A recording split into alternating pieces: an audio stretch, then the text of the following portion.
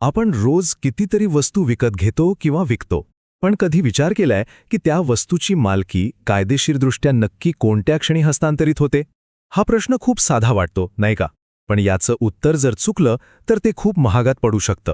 आज आपण मालकी हस्तांतरित होण्याच्या त्याच एका निर्णायक क्षणाबद्दल बोलणार आहोत.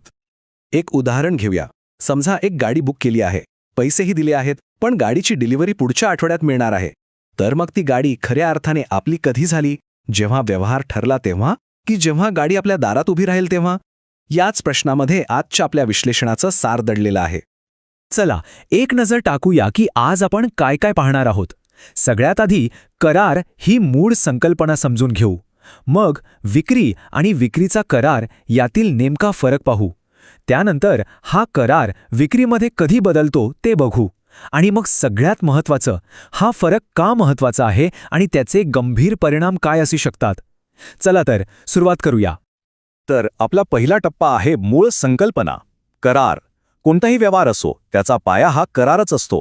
तोच आधी नीट समजून घेऊया. वस्तू विक्री कायद्यानुसार विक्रीचा करार म्हणजे असा एक व्यवहार जिथे विक्रेता वस्तूची मालकी एका ठरलेल्या किमतीसाठी खरेदीदाराला देतो किंवा भविष्यात कधीतरी देण्याचं मान्य करतो. म्हणजे बघा, इथे 3 गोष्टी महत्त्वाच्या आहेत. एक म्हणजे मालकी, दुसरी वस्तू आणि तिसरी म्हणजे किंमत. आता ही संकल्पना किती व्यापक असू शकते याचं हे खूपच इंटरेस्टिंग उदाहरण आहे. समजा 2 व्यक्तींची एका घोड्यामध्ये भागीदारी आहे, म्हणजे दोघेही अर्धे अर्धे मालक आहेत. आता त्यातला एक जण आपला अर्धा हिस्सा दुसऱ्याला विकू शकतो.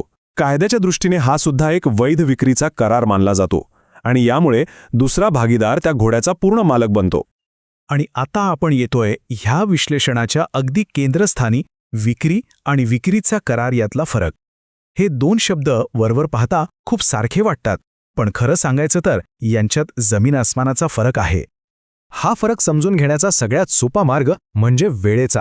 विक्रीमध्ये काय होतं, मालकी तात्काळ म्हणजे अगदी त्याच क्षणी खरेदीदाराकडे जाते. पण विक्रीच्या करारामध्ये मालकी भविष्यातल्या एखाद्या वेळेस किंवा एखादी अट पूर्ण झाल्यावर हस्तांतरित होते. सोप्या भाषेत एक आहे आत्ता आणि दुसरा आहे नंतर. चला हा फरक अजून जरा खोलात जाऊन समजून घेऊया. विक्री हा एक एक्झिक्युटेड म्हणजे पूर्ण झालेला करार आहे. जसं आपण दुकानातून पुस्तक विकत घेतो, पैसे दिले, पुस्तक घेतलं, विषय संपला, मालकी आपली झाली. याउलट विक्रीचा करार हा एक्झिक्युटरी असतो, म्हणजे तो अजून पूर्ण व्हायचा असतो, कारण मालकी हस्तांतरित होण्यासाठी भविष्यात काहीतरी घडणं अपेक्षित असतं. उदाहरणार्थ, आपल्या आवडीनुसार खास फर्निचर बनवून घेण्याचा करार.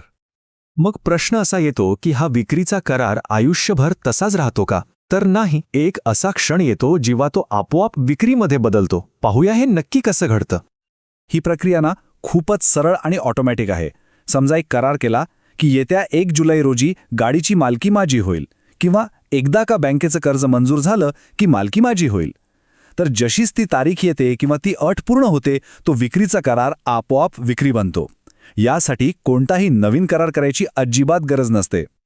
आत्तापर्यंत आपण जे काही पाहिलं ते तांत्रिक वाटू शकतं, पण खरा प्रश्न आहे की या फरकाने आपल्या आयुष्यात काय फरक पडतो, आणि याचं उत्तर एका शब्दात आहे: धोका, म्हणजेच रिस्क.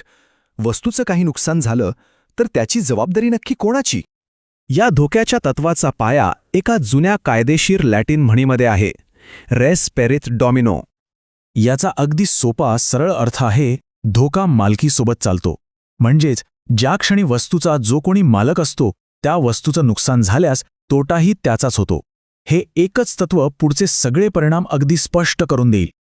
आणि हेच तत्व आता आपल्या दोन्ही प्रकारच्या करारांना लागू होतं.